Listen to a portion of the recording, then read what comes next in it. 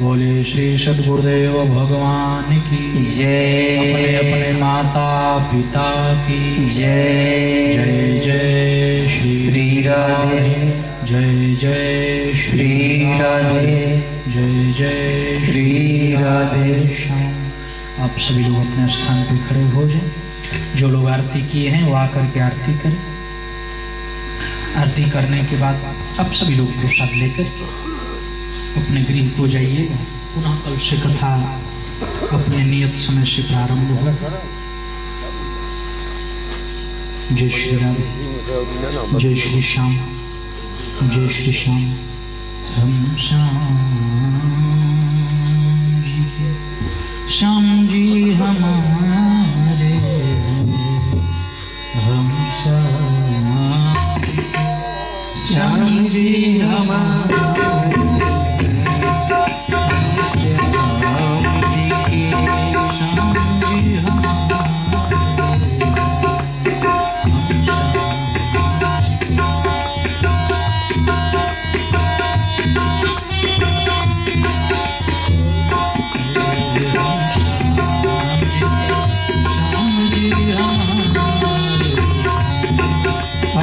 श्याम जी के श्याम जी हमारे हैं।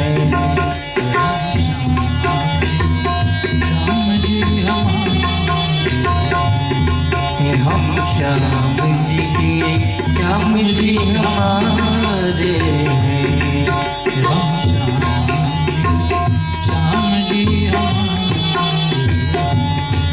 हम श्याम जी के श्याम जी हमारे हैं।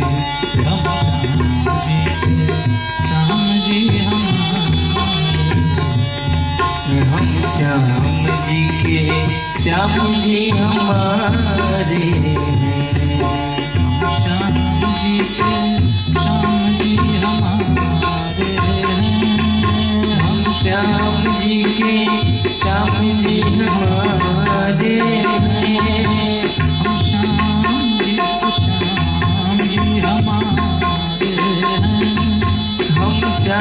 जी के श्याम जी हमारे हैं।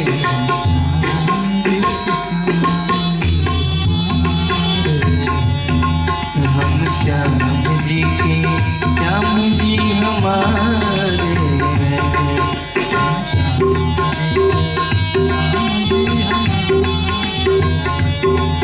हम श्याम जी के श्याम जी हमारे हैं।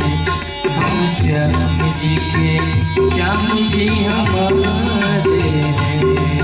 हम श्याम जी के श्याम जी हमारे हैं।